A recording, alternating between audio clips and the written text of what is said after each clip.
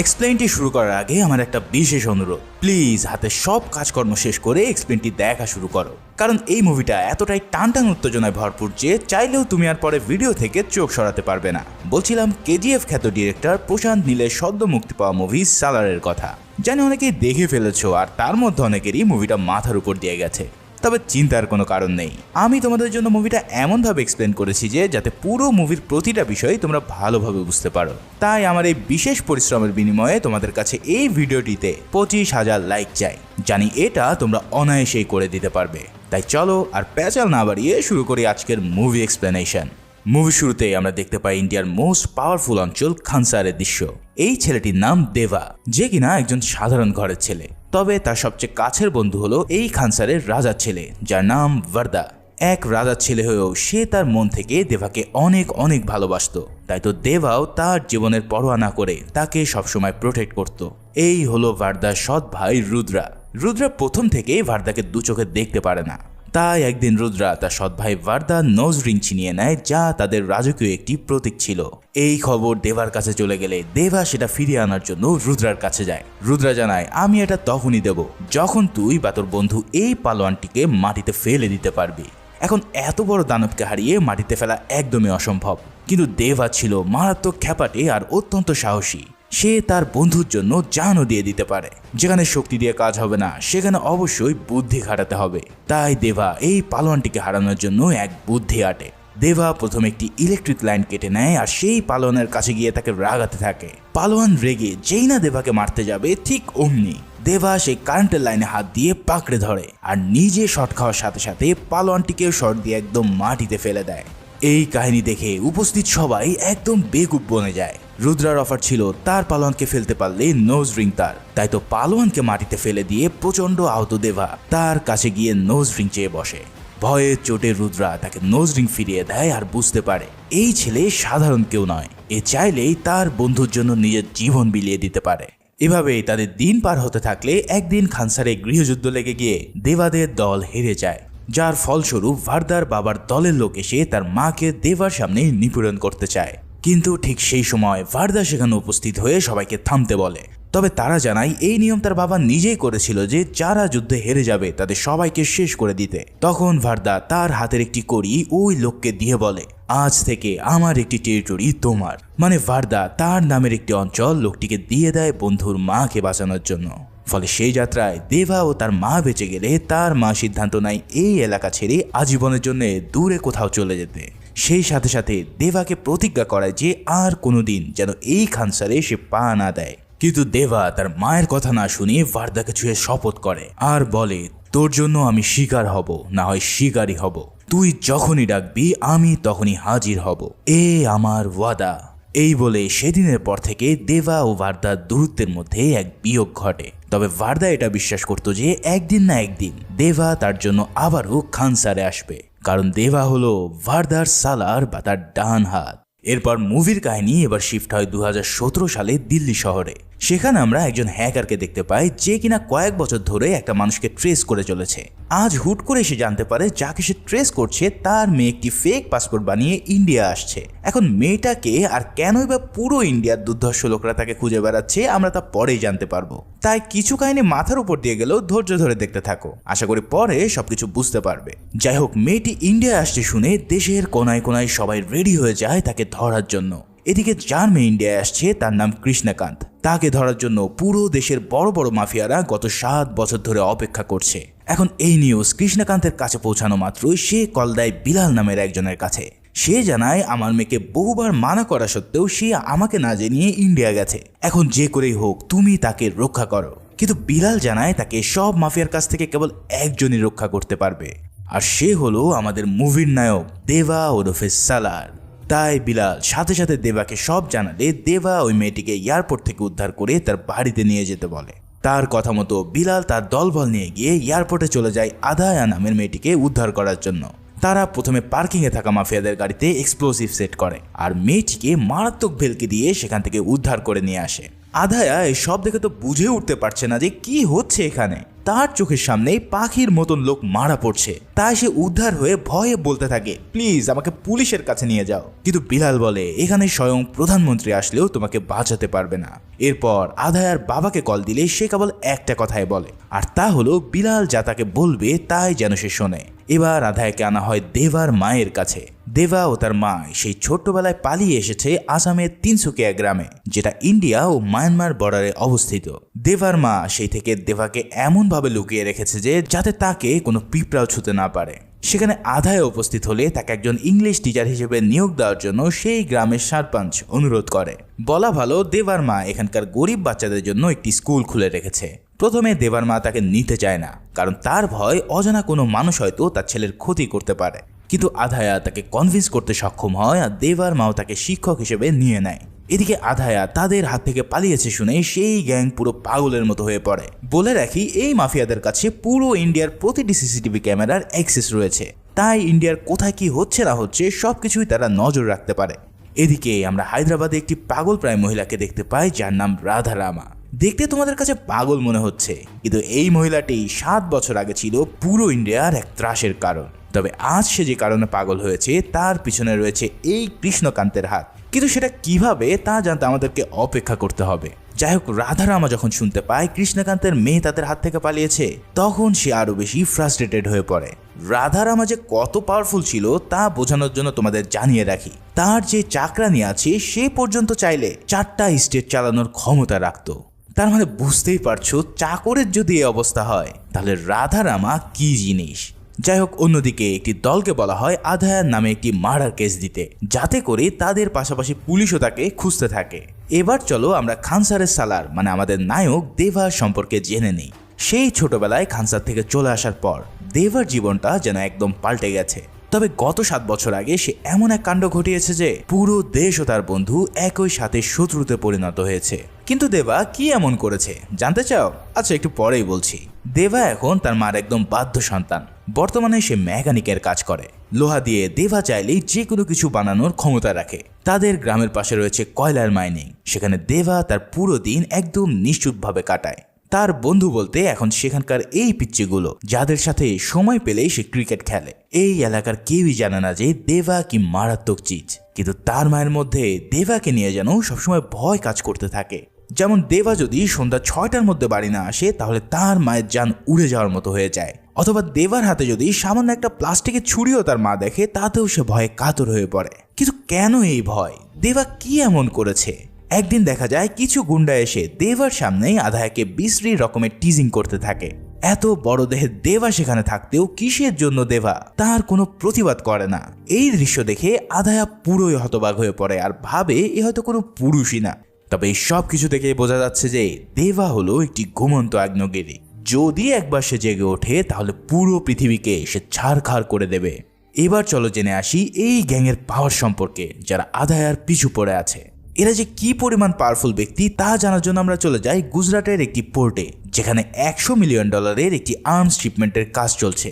এই আর্মসগুলো হলো রাধা রামার, যেগুলো নেপালে পৌঁছে দিতে হবে। বিদেশি যে এজেন্ট রয়েছে সে মাত্র কয়েকজন লোককে দেখে বলে, আরে মাত্র এই কয়েকজন লোক এত অস্ত্র নিয়ে কিভাবে ইন্ডিয়া থেকে পাড়ি দিবে? এদের দেখে তো মনেই হচ্ছে না যে এরা চেকপোস্ট থেকেই বের হতে পারবে। তখন গ্যাংয়ের মেম্বার বলে, এত চিন্তা করো না, জাস্ট দেখতে থাকো।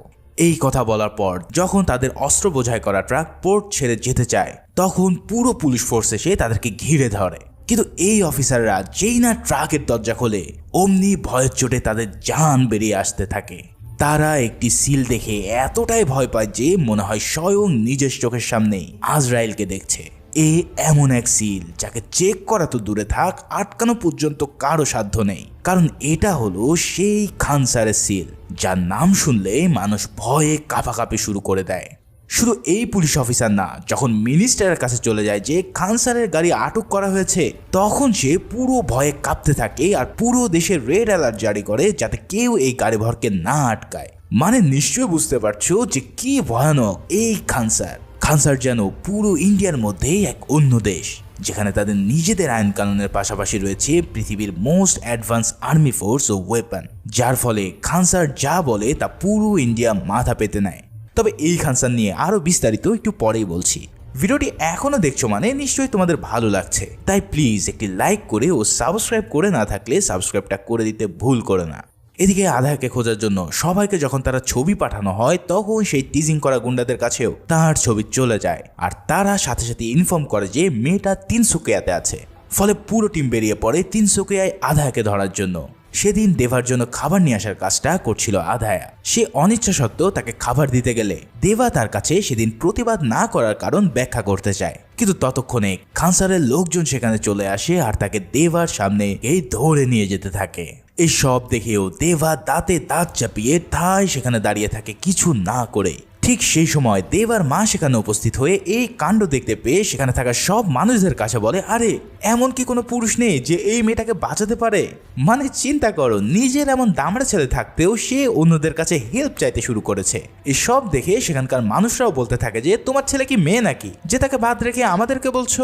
তখন সেই গুন্ডারা সিদ্ধান্ত নেয় দেবাকে বাঁচিয়ে না রাখার জন্য। আর তাই তো তারা যখন দেবাকে মারতে আসে তখন তার মা বলে, দেবা আমি এতদিন তোকে যে প্রতিজ্ঞা করেছিলাম আজ তা উঠিয়ে নিচ্ছি। তুই আধায়াকে ওদের হাত থেকে বাঁচা, হয় তাদের পায়ে পড় না হয় তাদের গলা নামিয়ে দে। মায়ের এই কথা শুনে দেবা তার বিস্ট মুড অন করে আর শুরু করে এক ভয়াবহ লীলা খেলা।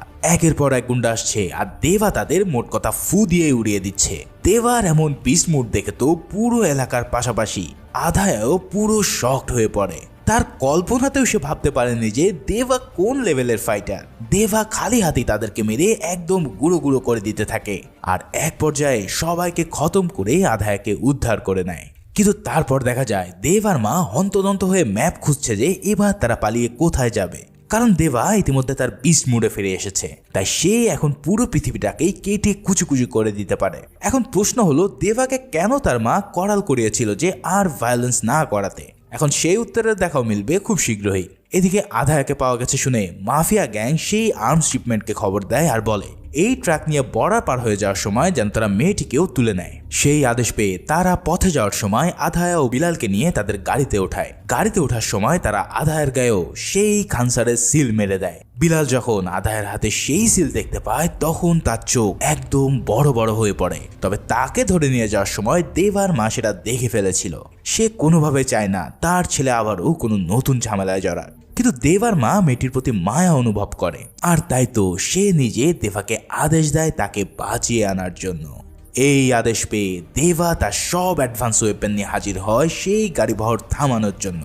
জাস্ট চিন্তা করো, যেই গাড়িবহরকে থামানোর সাধ্য কোনো মানুষের নেই সেই সিলমারা গাড়িকেই থামাতে যাচ্ছে দেবা। তার মানে কি ভয়াবহ এক কাণ্ড ঘটতে চলেছে তা নিশ্চয়ই অনুমান করতে পারছো।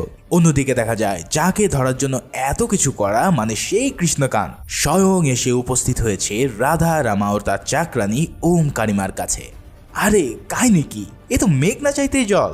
কৃষ্ণকান্ত বলে আমি এসে গেছি, আমাকে মারো কিন্তু আমার মেয়েকে ছেড়ে দাও। তখন ওম কারিমা বলে তোকে তো মারবই, কিন্তু তার আগে তোর সামনে তোর মেয়েকে মারবো। তখন কৃষ্ণকান্ত বলে তুই যদি জানতে পারিস আমার মেয়ে এতদিন কার কাছে ছিল তাহলে তুই তাকে নিজেই ছেড়ে দিবি। তখন কৃষ্ণকান্ত যেই না দেবার নাম বলে সাথে সাথে ওম কারিমা ভয়ের চোটে কাঁপতে শুরু করে দেয়। এ যেন সাক্ষাৎ যমদূতের নাম শুনেছে সে। মানে যাদের দেখে পুরো ইন্ডিয়া কাঁপে তারাও এবার দেবার নাম শুনে কাঁপাকাঁপি শুরু করে দিয়েছে। অর্থাৎ দেবা হলো এই মাফিয়াদের চেয়েও অনেক বড় ত্রাসের নাম। বাইরে ভাই ডিরেক্টর এই মুভিতে যেভাবে দেবার ক্যারেক্টার ডেভেলপ করেছে তা এক কথায় মাস্টারপিস। এদিকে দেবা পৌঁছে যায় সেই ভ্যালিতে আর উপর থেকে রকেট লঞ্চার দিয়ে পুরো এলাকা তামা করে দিতে থাকে। তার বানানো কাস্টম মেড মেশিন গান দিয়ে পাহাড়ের উপর থেকে ছিন্ন ভিন্ন করতে থাকে পুরো গ্যাংকে। এরপর নিচে নেমে এসে দেবা তার রাইফেল দিয়ে শুরু করে এক মহাতাণ্ডব। খানসারের গাড়ি আটকিয়েছে বিধায় পুরো দল তার উপরে আক্রমণ করে, কিন্তু যে কাজ করতে পারে তাহলে বোঝো সে আবার কি চিজ। দেবা তাদের উপর জমের মতো চড়া হয় আর খুবই নিষ্ঠুরভাবে তাদেরকে শেষ করতে থাকে। এদিকে দেবার নাম শুনে ওম কারিমা পাগল হয়ে গেলেও রাধা রামা এবার পাগল থেকে ভালো হয়ে যায় আর হাসতে হাসতে বলে আমি জানতাম তোর মেয়েকে আমাদের হাত থেকে কেবল দেবাই বাঁচাতে পারে, তাই আমি বুদ্ধি করে খানসারের সিল লাগানো গাড়িতে ওকে উঠতে বলেছি। আমি জানি দেবা মেয়েটিকে বাঁচানোর জন্য এই গাড়ি আটকাবে, আর গাড়ি আটকালে কি হবে তা তো তুই ভালো করেই জানিস। এই গাড়ি হলো খানসারের রাজা ভারদারাজ মান্নারের, যে কিনা এক সময় দেবার বন্ধু ছিল। কিন্তু এখন যেহেতু দেবা তার গাড়ি আটকিয়েছে, তাহলে এবার তাদের মধ্যে ক্ল্যাশ শুরু হবে, আর এই যুদ্ধে একজন না একজন মারা তো পড়বেই। এদিকে ভার্দার কাছেও এই খবর পৌঁছে যায় যে কিনা এখন খানসারের রাজা। সে বলে, আমি জানি দেবা ছাড়া এই গাড়ি আটকানোর সাহস আর কারোরই নেই, কিন্তু গাড়ি আটকানোর নিয়ম অনুসারে এখন তাকে মরতে হবে, কারণ এই নিয়ম দেবা নিজেই বানিয়েছে। তার মানে বুঝতে পারছো, এই সিলমোহর ও খানসারের নিয়ম স্বয়ং দেবাই বানিয়েছিল। অর্থাৎ দেবা হলো খানসারের এক বিশাল বড় পার্ট, যার কারণে সেখানে থাকা সবাই যখন দেবার হাতের ট্যাটু দেখতে পায় তখন সবাই ভয়ের চোটে সেখান থেকে পালিয়ে যাওয়া শুরু করে। বাইরে ভাই, এখানে যে প্লট টুইস্ট ডিরেক্টর সাহেব দিয়েছেন তার কোনো তুলনাই হয় না।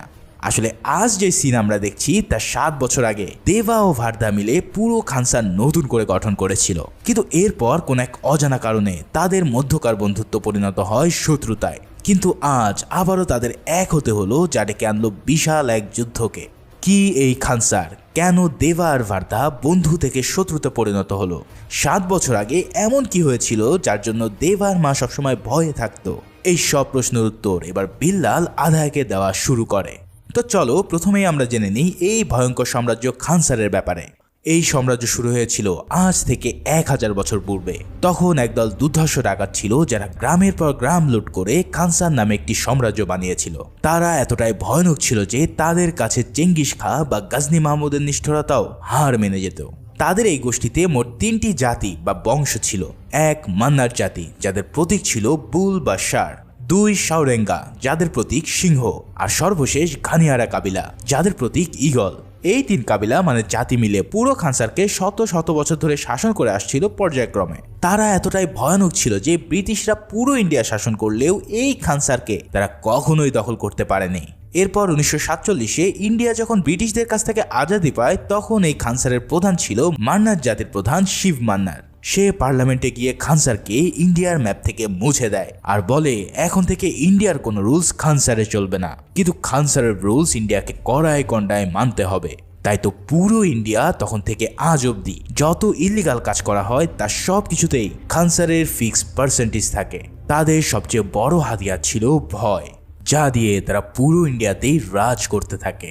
এভাবে শিব মান্নার এক সময় পুরো সাম্রাজ্যকে একটি নিয়মের ভিতর আনার জন্য সংবিধান তৈরি করে, যার নাম নিবন্ধন। সেই নিয়ম অনুসারে পুরো খানসারকে 101 ভাগে ভাগ করা হয় আর সেখানে প্রতিটি সেক্টরে একজন নায়ক সেট করা হয়। এবার সে 101 জন নায়কের মধ্যে 61 জনকে বানানো হয় গভর্নর আর 8 জনকে বানানো হয় সর্দার বা মন্ত্রী। সেই সাথে সাথে শিব মান্নার হয় এই খানসারের কর্তা বা রাজা। কিন্তু 1985 সালে শিব মান্নার মারা গেলে নিয়ম অনুসারে এবার রাজা হওয়ার কথা ছিল সাউরেঙ্গা বংশের লিডার, যার নাম ধারা। কিন্তু শিব মান্নারের ছেলে রাজা মান্নারের নিয়ত খারাপ হতে থাকে, তাই সে কোনোভাবেই তার বাপের আসন হাতছাড়া করতে চায় না। ফলে সে সিদ্ধান্ত নেয় রাতের আধারেই পুরো সাউরেঙ্গা বংশকে খতম করে দেওয়ার। কারণ সাউরেঙ্গারা অন্যদের চেয়ে গায়ে গতরে অনেক বেশি শক্তিশালী ছিল, তাই তাদের ঘুমের মধ্যে মারা ছাড়া তাদের সাথে পেরে ওঠা কোনোভাবেই সম্ভব নয়। তাই রাজমান্নারের চক্রান্ত অনুসারে বৃদ্ধ থেকে শুরু করে সদ্য জন্ম নেওয়া বাচ্চাকেও তারা হত্যা করে বসে। কারণ তাদের কথা হলো একজন সাউরেঙ্গাও যদি বেঁচে থাকে তাহলে তারা কোনো না কোনো দিন প্রতিশোধ নিতেই আসবে। যাই হোক, এই নৃশংসতার পর রাজা মান্নার খানসারের চারিদিকে বিশাল উঁচু দেওয়াল দেয় আর নিজের জন্য দুর্ভেদ্য আর্মি ফোর্স গঠন করে। এরপর রাজমান্না সেই 8টি মন্ত্রী আসনের মধ্যে থেকে 5টি দিয়ে দেয় ঘানিয়ারা বংশকে আর বাকিগুলো ভাগ করে তার নিজের লোকের মধ্যে। এর মধ্যে ছিল তার শ্যালক ভালি, প্রথম স্ত্রীর ছেলে রুদ্রা, তার মেয়ে রাধারামা ও রাধারামার জামাই ভার্বা। রাজমান্নারের কিন্তু আরো 2 ছেলে রয়েছে তার ছোট পক্ষে। ভার্দা রাজামান্নার হলো তাদেরই একজন, কিন্তু সে ছোটবেলায় নিজের বন্ধুর জন্য একটি টেরিটরি দিয়ে দেওয়ার কারণে ভার্দাকে এই সব কিছু থেকে রাজমান্নার বঞ্চিত করেছিল। যাই হোক, এভাবেই রাজমান্নার তার শাসন কায়েম করতে থাকে আর একদিন রাজমান্নার বিশেষ কাজের জন্য খানসারের বাইরে যাওয়ার জন্য প্রস্তুতি নেয়। তবে তার অবর্তমানে সে রাধারামাকে অস্থায়ী রাজা বানিয়ে যায়। এই সিদ্ধান্তে রাধারামা বেশ নাখোশ ছিল, কারণ রাজা যদি খানসারের বাইরে যায় তাহলে আশেপাশে থাকা শুকনেরা যে কোনো কিছুই করতে পারে। এদিকে রাজমান্নারের জামাই ভাইবা তাকে একটি প্রশ্ন করে। সে বলে, আপনি রুদ্রাকে সর্দার বানিয়েছেন, কিন্তু ভার্দাকে আপনি সব কিছু থেকে বঞ্চিত করেছেন। সে তো আপনারই রক্ত। আমি জানি আপনি তার উপরে রাগ করলেও এখনো তাকে অনেক ভালোবাসেন। এখনো খাবার টেবিলে একটি সিট আপনি খালি রাখেন ভার্দার জন্য। তাই আমি চাই আপনি ওর সব ভুল মাফ করে আবারও ওকে একটি সুযোগ দিন। এই সব কথা শুনে রাজমান্নারও বুঝতে পারে আসলেই তো এতদিন আমি ভার্দার উপরে অন্যায় করেছি। তাই সে সিদ্ধান্ত নেয় ভার্দাকে সে বেঁচে থাকাকালীন এই সাম্রাজ্যের একজন সর্দার বানাবে। তাই রাজ বৈঠকে রাজমান্নার বলে, তোমাদের মন্ত্রীদের 8 সিটের মধ্যে একটি সিট আমি ভার্দার জন্য চাই। সেটার জন্য রাজমান্নার এবার রাঙ্গা নামের একজন মন্ত্রী সিট চেয়ে বসে। রাঙ্গা তো এই সিদ্ধান্তে একদম ভ্যাবাচাকা খেয়ে যায়, কিন্তু রাজার সিদ্ধান্তে বাইরে যাওয়ার সাহস তার কোনোভাবেই নেই। ফলাফল রাজমান্নার বলে, আমি বাইরে থেকে আসার পরেই ভার্দা এই খানসারের একজন সর্দার হবে। তবে এই সিদ্ধান্তে পুরো মন্ত্রিসভায় যেন একদম বিষিয়ে ওঠে। বিশেষ করে রুদ্রা, সে ছোটবেলা থেকেই ভার্দাকে একদমই সহ্য করতে পারতো না। তাই সে রাঙ্গাকে কান পড়া দিয়ে খেপিয়ে তুলতে থাকে। সে বলে, জানিস রাঙ্গা, এতজন থাকতেও তোর সিটি কেন রাজমান্নার চেয়ে বসলো? কারণ তোর বাপকেই আজ থেকে 25 বছর আগে ভার্দা তার কড়ি দিয়ে দিয়েছিল। তাই ভিক্ষা দেওয়া টেরিটরি আবারও তোর কাছ থেকে ছিনিয়ে নেওয়া হলো। এই সব কথার মাঝে জামাইবাবু ভার্বা এবার আবারও এক প্যাচ লাগায়। সে বলে, এই সাম্রাজ্যের যে সংবিধান বা নিবন্ধন আছে সেখানে বলা হয়েছে যে যার সবচেয়ে বেশি শক্তি সে এই রাজ্যের মালিক হবে। তাই তুমি যদি রাজমান্নারের চেয়ে শক্তিশালী হতে পারো তাহলে এই কুর্সি তোমার হয়ে যাবে। এখন এই চেয়ার তোমার নিজের করে রাখার একটা মাত্রই উপায় আছে, আর তা হলো ভার্দাকে প্রাণে শেষ করে দেওয়া। ভার্দায় যদি না থাকে তাহলে রাজমান্নার কাকে সর্দার বানাবে? এই সব কথা শুনে রুদ্রা ও রাঙ্গা তাদের নিয়ত চেঞ্জ করে ফেলে আর ভার্দাকে আজ রাতেই খতম করার প্ল্যান বানায়। মানে বুঝতেই পারছো, এই জামাইবাবু ভার্বা রাজার নিজের লোক হয়েও তাকে তলে তলে পিঠে ছুরি মারতে চলেছে। যাই হোক, প্ল্যান ফিক্স হয়ে গেলে রুদ্রা ও রাঙ্গা মিলে ভার্দার যেই এলাকা ছিল তা পুরো কেটে কুচি কুচি করতে থাকে। এক পর্যায়ে ভার্দাকে তারা আটক করে আর তাকেও শেষ করে দিতে উদ্যত হয়। কিন্তু ঠিক তার আগ মুহূর্তেই রাধা রামার রাজপ্রাসাদের ঘন্টা বাজিয়ে দেয় আর সিজ ফায়ার জারি করে। এখন এই ঘন্টা বাজালে কারোর ক্ষমতা নেই যুদ্ধ বা ফাইটিং চালিয়ে যাওয়া। তাই সেবারের মতো ভার্দাকে মারতে না পেরে তারা রাজপ্রাসাদে ফিরে গিয়ে মুখোমুখি হয় রাধারামার। রাধারামা বলে, আমি জানতাম আমার বাপ না থাকলে তোরা এই সবই করে বেড়াবে। তাই আজ থেকে আমি অনির্দিষ্টকালের জন্য সিজ ফায়ার জারি করলাম, যাতে এই খুন খারাপই তোরা বন্ধ করিস। তোমাদেরকে জানিয়ে রাখি, সিজ ফায়ার হলো যুদ্ধক্ষেত্রে যুদ্ধবিরতির আদেশ। মানে এই সিজ ফায়ার জারি থাকলে কোনো পক্ষই আর যুদ্ধে জড়াতে পারবে না। তবে রুদ্রা বলে, আমি মাত্র 9 দিনের জন্য সিজ ফায়ার মেনে নেব। এরপর একটি ভোটিং হবে সিজ ফায়ার তুলে নেওয়ার জন্য। যদি ওই ভোটিংয়ে সিজ ফায়ার তুলে নেওয়ার পক্ষে বেশি ভোটিং হয় তাহলে এই সিংহাসন আমি আমার নিজের করে নেব। এই বলে রুদ্রা ও রাঙ্গা সম্মুখ বিদ্রোহ করে চলে যায় নিজের দল একত্রিত করতে। এই কাণ্ডে পুরো খানসার যেন থমথমে হয়ে যায় আর সবাই প্রস্তুতি নিতে থাকে এক ভয়ঙ্কর যুদ্ধের জন্য। প্রতিটা মন্ত্রী তাদের লড়াইয়ের জন্য পৃথিবীর বিভিন্ন দেশ থেকে আর্মি আনা শুরু করে। কেউ আনে রাশিয়ান আর্মি, কেউ আবার আনে আফগানিস্তানের ভয়ানক আর্মিকে। এভাবে সবাই নিজেদের আর্মি নিয়ে আসলেও ভার্দার জন্য যুদ্ধ করার জন্য সে কাউকেই ডাকতে পারে না। ভার্দা চিন্তা করতে থাকে এই যুদ্ধে জেতার জন্য সে কাকে আনবে। তখন ভার্দার ছোট ভাই বলে, সব সর্দাররা পৃথিবীর ভয়ঙ্কর সব আর্মিদের নিয়ে এসেছে, তাদের কাছে আছে আধুনিক সব অস্ত্রশস্ত্র। ভাই আমাকে বল, আমাদের আর্মি কবে আসবে? কিন্তু এই সব কিছুর উত্তর ভার্দার কাছে নেই। ভার্দা কেবল একজনকেই চেনে, আর সে হলো দেবরাধা। কারণ ছোটবেলায় দেবা তাকে কথা দিয়েছিল যে যখনই সে ডাকবে সে তার সামনে এসে হাজির হবে। তাই ভার্দা বিশ্বাস করে যে দেবা যদি তার পাশে থাকে তাহলে তার সামনে কোনো আর্মি দাঁড়াতে পারবে না। তাই ভার্দা তার গাড়িতে একটা মাত্র সিট ফাঁকা রেখে বেরিয়ে পড়ে দেবাকে আনার জন্য। গুজরাটের এক অঞ্চলে গিয়ে ভার্দার এবার দেখা হয় দেবার সাথে। দেবা এতদিন পর তার বন্ধুকে দেখতে পেয়ে আবেগে জড়িয়ে ধরে আর বুঝতে পারে নিশ্চয়ই ভার্দার কোনো বড় বিপদ হয়েছে। দেবার মাও ভার্দাকে দেখে আবেগে আপ্লুত হয় আর ঠিক ছোটবেলার মতো নিজ হাতে খাইয়ে দেয়। এরপর ভার্দা দেবাকে সব কথা খুলে বললে দেবা বলে, দাঁড়া আমি আমার মার কাছ থেকে পারমিশন নিয়ে আসি। প্রথমে তার মা রাজি না থাকলেও সেদিনের ভার্দা সেই উপকারের কথা মনে পড়ে যায় আর দেবাকে তার সাথে যাওয়ার জন্য অনুমতি দেয়। অনুমতি পাওয়ার পর ভার্দা দেবাকে নিয়ে ছুটে চলে খানসারের দিকে। সবাই যেখানে শত শত দুর্ধর্ষ আর্মি নিয়ে এসেছে সেখানে ভার্দা কেবল একজনের উপরে ভরসা রেখেছে, আর সে হলো তার সালার দেবা। এই প্রথম 25 বছর পর দেবা আবারও পা দেয় সেই ভয়ঙ্কর জায়গায় যেখান থেকে তাকে প্রাণ নিয়ে পালিয়ে আসতে হয়েছিল। ভার্দা কেবল একজনকে এনেছে দেখেই তার ভাই রাগে ফেটে পড়ে। এই একজন মানুষ তাদের এমন কি করতে পারবে? কিন্তু ভার্দা তো জানে দেবা কি জিনিস। একবার যদি সে তাণ্ডব শুরু করে তাহলে এই পুরো খানসারকে সে আস্ত গিলে খাবে। এদিকে ভোটিং এর এখন 7 দিন বাকি। এই সময়ের মধ্যে চাইলে রুদ্রা ভার্দাকে শেষ করতে পারছে না, কিন্তু তাকে তো আর মুক্ত পাখির মতো আরাম করতে দেওয়া যায় না। তাই সে সর্দার নারায়ণের ছেলে বিষ্ণুকে পাঠায় তার ঘুম হারাম করে দেওয়ার জন্য। নারায়ণ ছিল গাড়িয়ানা বংশের প্রধান, আর সে চাইতো তার ছেলেও যেন পরবর্তীতে সর্দার হয়। রুদ্রার কথা মতো বিষ্ণু প্রতিদিনই ভারদার উপরে অত্যাচার ও অপমান করতে থাকে। কখনো মাঝরাতে আতশবাজি ফুটিয়ে, আবার কখনো মুখের সামনে থেকে ভাত কেড়ে নিয়ে ভারদাকে চরম লেভেলের অপমান করতে থাকে। এই সব দেখেও ভারদার কিছুই করার ছিল না, কারণ সে যদি এখন কোনো ঝামেলায় জড়াতো তাহলে সিজ ফায়ারের আইন অনুসারে সে কখনোই আর সর্দার হতে পারবে না। কিন্তু দেভার সামনে ভারদাকে এমন করে প্রতিনিয়ত হেয় প্রতিপন্ন হওয়ার জন্য দেভার রক্ত গরম হতে থাকে। কিন্তু ভারদা তাকে বারবার হাত চেপে ধরে থামিয়ে দেয়। তবে ভারদা নিজেও জানে না যে এই দেভাকে সে কতক্ষণ পর্যন্ত দমিয়ে রাখতে পারবে, কারণ একবার যদি দেবা তার তাণ্ডব শুরু করে তাহলে পুরো খানসারকে সে একদম জ্বালিয়ে পুড়িয়ে দেবে।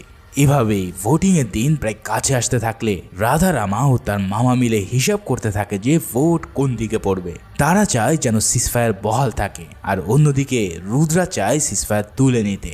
তাই রুদ্রা ঘানিয়ারা বংশের লোকজনদের মধ্যে ভীতি তৈরি করে তাদেরকে কনভিন্স করতে থাকে যাতে তার পক্ষে ভোট দেওয়া হয়। এদিকে রুদ্রা তার টিমে পণ্ডিত নামের একজন লোককে বাইরে থেকে নিয়ে আসে। এই পণ্ডিতকে দেখতে কোনো ভয়ঙ্কর মনে না হলেও সে যে কোনো বড় ব্যাক হিস্ট্রি আছে তা আমরা মুভিতেই বুঝতে পারি। বলা হয় পণ্ডিত এতটাই বিভৎস যে তার বুদ্ধি ও শক্তি দিয়ে পুরো খানসারকে সে উলট পালট করে দিতে পারে। অন্যদিকে নারায়ণের ছেলে বিষ্ণুর চরিত্র ছিল পশুর চেয়েও জঘন্য। খানসারে মাহারা নামের একটি অঞ্চল ছিল যেখানে এক উপজাতিদের পেলে পুষে বড় করা হতো শুধুমাত্র মনোরঞ্জনের জন্য। বিষ্ণু প্রতিদিন সেই মাহারাতে গিয়ে ঘুড়ি ওড়াতো, আর সেই ঘুড়ির সুতো নিজ হাতে কেটে দিয়ে অপেক্ষা করত সেটা কোন ঘরে গিয়ে পড়ে। যেই ঘরে বিষ্ণুর ঘুড়ি উড়ে গিয়ে পড়তো সেখান থেকে একটি মেয়েকে সে ভোগ করত, আর ভোগের পর তাকে কেটে হত্যা করত। প্রতিদিন যখন বিষ্ণু মাহারাতে আসতো তখন ভারদাকেও জোর করে সেখানে নিয়ে আসা হতো, কিন্তু ভারদা কোনোভাবেই দেবাকে এই কাহিনীর কথা জানাতো না, কারণ এই নৃশংস কাহিনী যদি দেবা জানতে পারে তাহলে তাকে এখানে আটকে রাখার সাধ্য থাকবে না কারোর পক্ষে। কিন্তু একদিন দেবা ঠিকই সেই মাহারাতে উপস্থিত হয়ে গেলে ভারদার পা থেকে মাটি সরে যায়। প্রথমে দেবা তেমন কিছু বুঝে উঠতে পারে না, কিন্তু বিষ্ণু যখন একটি ছোট্ট মেয়েকে টেনে হিস্ট্রি নিয়ে আসতে থাকে তখন দেবার কাছে সব পরিষ্কার হয়ে যায়। দেবা সেই ছোটবেলায় তার মায়ের কথা মনে পড়ে, যেখানে সে সরাসরি দেখেছিল একটি মেয়ে সম্ভ্রম হারানোর কাতরতা। এত ছোট ছোট মেয়েদের উপর এমন কঠিন নিষ্ঠুরতা সহ্য করার মতো ধৈর্য দেবার অন্তত ছিল না। তাই সেদিন তো এই খানসা সচক্ষে দেখে নেয় যে দেবা কি জিনিস। এবার দেবা আর ভারদার কোনো কথা না শুনে শুরু করে এক মহাপ্রলয়। সেদিন সেখানে থাকা প্রতিটা মানুষকে দেবা এমনভাবে পিস পিস করতে থাকে যে যা দেখলে মরা মানুষও জ্যান্ত হয়ে উঠবে। কুড়াল দিয়ে দেবা প্রত্যেককে একদম ফালাফালা করে দিচ্ছে দেখে এবার ভারদার ছোট ভাই বুঝে ফেলে যে ভারদা কেন শুধুমাত্র দেবাকেই তাদের যুদ্ধে ডেকে এনেছিল। সেই সাথে সাথে সে বলতে থাকে, ভাই প্লিজ দেবাকে আটকা, ও তো বিষ্ণুকে মেরে ফেলবে। কিন্তু ভারদা বলে, আমি কেন, পৃথিবীর কারো ক্ষমতা নেই ওকে এখন আটকানো। যদি কেউ ওকে আটকাতে পারে তাহলে সেটা হলো ও নিজে। এখানে যে ফাইটিং দৃশ্য রয়েছে ভাইরে ভাই কি আর বলবো, তোমার পুরো রক্ত একদম হিম হয়ে যাবে এই ফাইটিং দেখে। এভাবেই সবাইকে মেরে দেবা সর্বশেষ বিষ্ণুর কাছে চলে আসে আর তাকে কালী দেবীর সামনে রেখে মুখে হলুদ মরিচ মাখিয়ে তার পায়ের নিচে বলি দেয়। মুহূর্তের মধ্যেই সেই হত্যার খবর খানসারে যেন পুরো ভূমিকম্পের মতো কাঁপিয়ে দেয়। একজন সর্দারের ছেলেকে এক বহিরাগত এসে এভাবে খতম করেছে শুনে সবার হাত পা কাঁপতে শুরু করে। এই অপরাধে খানসারের আর্মি তাদের সবাইকে জেলে ধরে নিয়ে যায় আর পরের দিন তাদের বিচার হবে বলে সিদ্ধান্ত নেয়। এদিকে রাধারামা নারায়ণকে সান্ত্বনা দেয় আর বলে, দেখো তোমার ছেলেকে খুন করেছে দেবা, এখানে ভারদার কোনো দোষ নেই, তাই আমি আশা করব তুমি ভারদার পক্ষেই থাকবে। কিন্তু রুদ্রা তাকে খেপিয়ে দেয় আর বলে, এই ভারদাই দেবাকে ডেকে এনে তোমার ছেলেকে হত্যা করেছে। এই সব শুনে নারায়ণ অনেক খেপে যায় ভারদার উপর। এদিকে বিচারের দিন এলে সব গার্ডদেরকে বিচারকের রুমে ম্যাগাজিন খুলে ঢুকতে বলা হয় যাতে কোনো ধরনের কোনো অপ্রীতিকর ঘটনা না ঘটে। বিচার শুরু হলে নারায়ণ চলে যায় ভারদাকে মৃত্যুদণ্ড দিতে। তখন দেবা তার হাত পায়ে পড়তে থাকে আর বলে, আমি তোমার ছেলেকে মেরেছি, প্লিজ তুমি ভারদাকে ছেড়ে আমাকে মারো। এদিকে ভারদাও দেবাকে বাঁচানোর জন্য মিথ্যা বলতে থাকে। এক পর্যায়ে নারায়ণ খেপে গিয়ে যেই না ভারদাকে আঘাত করতে যাবে ঠিক সেই সময় নিজের প্রাণপ্রিয় বন্ধুর গায়ে হাত দেওয়ার কারণে সে এক কোপে নারায়ণের হাত কেটে নেয়। ভাই রে ভাই, জাস্ট চিন্তা করো দেবা এটা কি করলো। এক সর্দারকে সে সবার সামনে জাস্ট খেয়ে দিল। এই কাণ্ড দেখে সেখানকার আর্মিরা ভয়ের চোটে ঠিকমতো গানের মধ্যে ম্যাগাজিন রিলোড করতে পারছিল না। দেবা বলতে থাকে, তোদের বলেছিলাম ওর গায়ে হাত না দিতে, কিন্তু এরপরেও যখন বাকিরা এসে তাকে মারতে উদ্যত হয় তখন দেবা বলে ওঠে, প্লিজ আই কাইন্ডলি রিকোয়েস্ট। আর এই বলে এবার সে তরোয়ালের এক কোপে নারাঙের মাথা কেটে নামিয়ে দেয়। পুরো মুভির মধ্যে যদি কোনো গুজবাম শট থাকে তাহলে এর উপরে আর কোনোটাই হতে পারে না। এই কাণ্ডে আমার মতো পুরো ক্যারেক্টারগুলো একদম ভয়ে বরফ হয়ে যায়। এরপর দেখা যায় আবারও দেবা ও ভার্দাকে জেলে নিয়ে আসা হয়, আর ভার্দা এবার দেবাকে বলে, আমি অনেক চেষ্টা করেছিলাম তোকে এখানে না আনতে, কারণ জানি তুই এখানে এলে এই অবস্থাই হবে।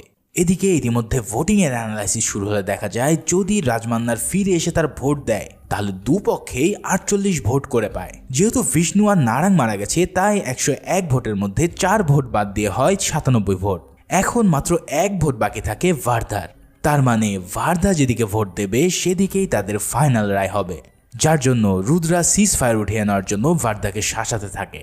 কিন্তু সেখানে রাধারামা এসে জানায়, যদি তুই সিজ ফায়ার উঠানোর পক্ষে ভোট দিস তাহলে তোকে সাথে সাথে আমি শেষ করে দেব। এখন তাহলে ভার্দা কি করবে? সিজ ফায়ার ওঠানো মানে হলো নিজের মৃত্যুকে ডেকে আনা, আবার সিজ ফায়ার না ওঠালেও সে তার রাজা হওয়ার স্বপ্ন পূরণ করতে পারছে না। যাই হোক, ভোটিং এর দিন চলে এলে একে একে সব নায়ক মন্ত্রীরা ভোট দিলে ভোট কাউন্ট হয় সিজ ফায়ারের পক্ষে 33 আর তুলে নেওয়ার পক্ষে হয় 48। ঠিক সেই সময় রাজমান্নার হুট করেই খানসারে ফিরে আসে, আর সে তার 15 ভোট দিয়ে দিলে দুপক্ষের ভোটই 48-48 হয়ে যায়।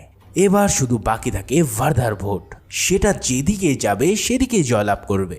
ভার্দা আগে থেকেই দেবাকে জানিয়েছিল যে সে কোন দিকে ভোট দেবে। দেবা বলেছিল, আমি চাই এই পুরো খানসার তোর হোক, আমি তোর পাশে আছি, তাহলে তুই জানিস তোকে কোন দিকে ভোট দিতে হবে। মানে তোমরাও বুঝতে পারছো যে ভার্দা এবার ভোট দেবে সিজ ফায়ার ওঠানোর পক্ষে। ঠিক সেভাবেই ভার্দা যখন তার ভোটিং সিজ ফায়ার তুলে দেওয়ার পক্ষে দিয়ে দেয় তখন এই কাণ্ডে রাধা রামা ও রাজমান্নার পুরোই শকড হয়ে পড়ে। আরে যাকে বাঁচানোর জন্য সিজ ফায়ার রাখতে চাইছি সেই কিনা সিজ ফায়ারের বিপক্ষে চলে গেল। আসলে ভার্দা চায় রক্তের বন্যা বইয়ে দিয়ে এই খানসারকে নিজের করে নেওয়ার জন্য। তাই ভোটিং হয়ে গেলে ঘোষণা হয় আজ রাত 12:01 পর থেকে খানসারের সব সিজ ফায়ার উঠে যাবে। ফলে এবার শুরু হবে খানসার দখল করার জন্য এক তুমুল লড়াই। একদিকে রাধারামা ও রাজমান্নার, অন্যদিকে রুদ্রা, রাঙ্গা, এমনকি তার মামাও। কে এবার রাজ করবে এই খানসারকে? এই যুদ্ধে যে জিতবে সেই হবে খানসারের পরবর্তী রাজা। তাই তো সবাই সবার গার্ডকে অ্যালার্ট করে দেয় এক মহা যুদ্ধের জন্য। এদিকে রাঙ্গার খুব শখ ছিল যে ভার্দাকে নৃশংসভাবে হত্যা করার। রাঙ্গা 100 জন মানুষকে ড্রাগস দিয়ে জীবিত জম্বি বানিয়ে রেখেছিল। তাই সে প্ল্যান করে এই জম্বিদের মধ্যে ভার্দাকে ছেড়ে দিয়ে তাকে শেষ করে দেবে। তাই সেই অনুসারে ভার্দাকে নিয়ে যাওয়া হয় ওই জম্বি রাস্তানায়, আর সব মানুষরূপী জানোয়ারদের মধ্যে তাকে লেলিয়ে দেওয়া হয়। এদিকে দেবা সহ তার সকল লোকজনদেরকে ধরে আনা হয় জবাই করার জন্য। সেখানে সবাইকে শুয়ে তাদের পাশেই তলোয়ার ধার দেওয়া শুরু করে তারা। এটা দেখে দেবা বলে, এভাবে ধার দিলে কেবল চামড়াই কাটবে, আরো ভালো করে ধার দে যাতে হাড্ডি পর্যন্ত কেটে যায়। এই বলে সে এক মহিলার কাছে যায় তার হাতে একটি ট্যাটু আঁকাতে। সে বলে, আমার চোখে তুই যা দেখছিস সেটা আমার হাতে আঁক। মহিলাটি তার চোখ দেখে বুঝতে পারে যে এর চোখে রয়েছে ড্রাগনের ছবি, যা পুরো খানসারকে জ্বালিয়ে দেবে। তাই সে ট্যাটু আঁকতে থাকে। আর যেই না তারা সবাইকে জবাই করতে যাবে ঠিক সেই সময় দেবা তাদের সাথে কি করেছিল তা হয়তো আর বলা লাগবে না। এদিকে ভার্দা একাই সেসব জম্বিদের মারতে মারতে যখন ক্লান্ত হয়ে পড়েছিল তখন সেখানে উপস্থিত হয় দেবা। দেবা এসে সবগুলোকে সেই তরোয়াল দিয়ে কচু কাটার মতন কাটতে শুরু করে। এরপর দুজন মিলে সেই জম্বিদেরকে সাফ করার পর রাঙ্গাকেও সহি সালামতে উপরে পাঠিয়ে দেয়। এরপর আমরা দেখতে পাই রাজমহলের রাজমান্না তার মেয়ের রাধারামার সাথে আলাপ করছে। সে জানায়, তুমি কি জানো আমি কেন বাইরে গিয়েছিলাম? আমি জানতে পারি বিশাল এক অস্ত্রের অর্ডার আমাদের এখান থেকে করা হয়েছে, কারণ কেউ একজন চায় আমার চেয়ে শক্তিশালী হওয়ার জন্য। কিন্তু তার চেয়েও সবচেয়ে ভয়ের ব্যাপার হলো তোমার স্বামী ভার্বা। কারণ ভার্বা আসলে মান্নার বংশের কেউ না। সে এতদিন আমাদের সাথে মান্নার হওয়ার নাটক করেছে। মূলত সে হলো আমার 25 বছর আগের শত্রু সাউরঙ্গা বংশের বংশধর। আমি সেদিন সবাইকে শেষ করতে বলেছিলাম, কিন্তু সেদিন ভার্বা সহ আরো অনেক সাউরঙ্গাকে টানেলে লুকিয়ে রাখা হয়েছিল। আমি জানতাম একজন সাউরঙ্গা যদি বেঁচে থাকে তাহলে ঠিকই তারা বদলা নেবে। আজ ঠিক তাই হতে চলেছে। তখন আমরা একজন লোককে দেখতে পাই যে কিনা এই সব কথাবার্তা রাজমান্নারকে বলেছিল। সে বলে, আমরা এতদিন অপেক্ষায় ছিলাম তোদের শেষ করার জন্য, আজ সেই সময় চলে এসেছে। তোর মনে আছে সাওরেঙ্গাদের সর্দার ধারার কথা? তারই তো রাজা হওয়ার কথা ছিল সেদিন, কিন্তু তুই সবাইকে মেরে তা হতে দিসনি। তবে সেদিন ধারা মারা গেলেও তোর ছেলে ভার্ধা তার বাচ্চা ও স্ত্রীকে বাঁচিয়ে দিয়েছিল। তার মানে সে আর কেউই নয়, সে হলো সাওরেঙ্গা বংশের উত্তরাধিকারী ও এই রাজ্যের হকদার রাজা সালা দেবরাথার রাইসার। ভাই রে ভাই, টুইস্ট কাকে বলে একবার চিন্তা করো। দেবা একজন সাওরেঙ্গা আর এই খানসারের আসল উত্তরাধিকারী, কিন্তু দেবা এখানে এসেছে তার বন্ধুর ওয়াদা রক্ষার জন্য, তাকে খানসার উপহার দেওয়ার জন্য, কিন্তু এই খানসার তো তারই প্রাপ্য। এখন তাহলে দেবা কি করবে? সে কি জানে তার বাবাকে সেদিন হত্যা করেছিল এই ভার্ধার বাবা রাজমান্নার? যদি সে এই সব কিছু জানে তাহলে এখন সে কোন দিকে যাবে? জীবন বাঁচানো বন্ধুর দিকে, নাকি তার বাবার হত্যার প্রতিশোধ নিতে? মুভির প্রথম অংশে আমরা যা দেখেছিলাম তা ছিল এই ঘটনা 7 বছর পরের কাহিনী। তার মানে এর মধ্যে দেবা তার বন্ধু ভার্ধাকে খানসারে বসিয়েছিল, আর কোনো এক কারণে দুজনের শত্রু হয়েছিল। তাহলে এমন কি হয়েছিল এরপর? কেন রাধারামা তার বাপের সহকারী কৃষ্ণকান্তকে খুঁজে বেড়াচ্ছিল? আর কেনই বা দেবা সবকিছু জানার পরেও ভার্ধার গাড়িতে হামলা করে এক নতুন যুদ্ধ শুরু করলো? উফ, এই সব জটিল প্রশ্নের উত্তর মিলবে সালার পার্ট 2-তে। বিশ্বাস করো, এই মুভি এমন এক বিশেষ জায়গায় শেষ করা হয়েছে যে তোমাদের পার্ট 2 না দেখলে রাতের ঘুম হারাম হয়ে যাবে। তাই আমি সহ অনেকে অপেক্ষা করছি পার্ট 2 দেখার জন্য। পার্ট 2 এলে আমিও তাই হাজির হয়ে যাব এর এক্সপ্লেনেশনের জন্য। তো সেই পর্যন্ত সবাই ভালো থাকো আর সুস্থ থাকো। সেই সাথে সাথে চ্যানেলে নতুন হয়ে থাকলে সাবস্ক্রাইবটা করে দিও। ধন্যবাদ।